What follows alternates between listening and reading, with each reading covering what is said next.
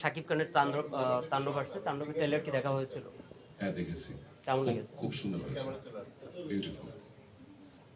ইমন ভাই, ঈদে তো বেশ কিছু সিনেমা মুক্তি পাচ্ছে, আপনার কোন কাজটা ঈদে আসছে?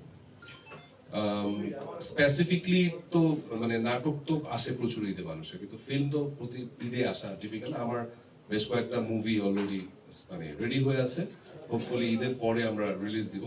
কারণ ঈদের মধ্যে হল না পাওয়া গেলে সেই ছবি রিলিজ দিয়ে লাভ নেই। আশা করছি ঈদের পর রিলিজ দিব। ঈদের আপনাদেরকে দেখে বড় বড় মধ্যে ভালো লাগছে আমার। আজকে আমরা গত রোজার ঈদে একটা ক্যাম্পেইন শুরু করেছিলাম হার্ডওয়্যার স্টোরের জন্য স্পেশালি। তো এই ঈদে মানে প্রত্যেক ঈদেই তো আমরা চমক দিয়ে যাচ্ছি।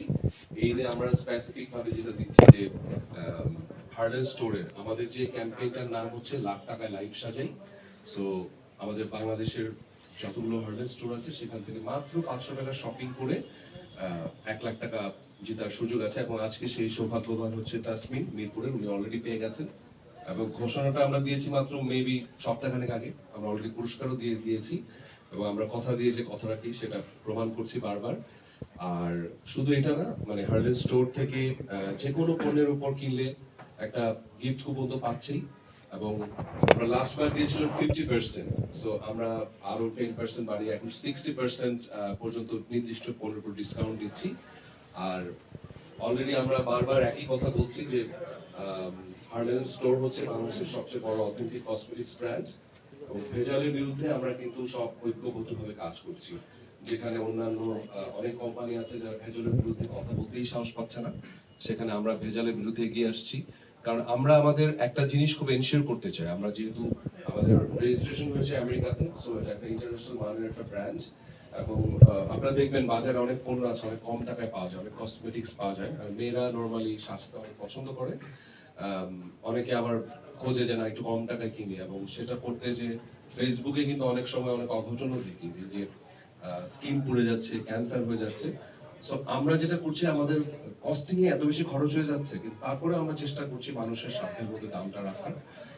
এবং সেই জন্য আমরা প্রতিনিয়ত নানান রকম ভাবে আমরা আমাদের যারা কেনাকাটা করবে যেসব মেয়েরা, এবং আমি খেয়াল করেছি যে 8-10 বছর বাচ্চারা এখন লিপস্টিক দিচ্ছে, বিভিন্ন সাজগোজের জিনিসপত্র কেনার চেষ্টা করছে। সো এই জন্য আমরা নানা রকম ডিসকাউন্ট এবং ঈদ আয়োজন তো আছে, এগুলোর জন্য আমরা প্রচারণা চালাচ্ছি। তো হোপফুলি আপনাদের মাধ্যমে সারা বাংলাদেশে এটা ছড়িয়ে দিবেন যে হার্ডল্যান্ড আসলে একদম অথেন্টিক কসমেটিক্স একটা ব্র্যান্ড। ভেজালের বিরুদ্ধে আমরা একদম জিরো টলারেন্স। এবং আমরা আমাদের প্রচারগুলো এমন ভাবে করে যাচ্ছি সব জায়গাতে যেন ভোক্তা যেন সেটা ইউজ করে যেন তাদের স্কিন যেন ভালো হয় এবং সুরক্ষিত থাকে। সো এটাই। আর আজকে আপনাদেরকে ধন্যবাদ, আমাদের প্রোগ্রামে আপনারা এসেছেন। আমরা একটা ওপেনিংও করবো মিরপুরে আরো একটা স্টোর হলো। শেওড়াপাড়াবাসীদেরকে অনেক ধন্যবাদ আর আজকে এসেছে। সো এইটুকুই। Thank you so much. আল্লাহনের বাইরে আমরা একটা প্রশ্ন করি প্লিজ।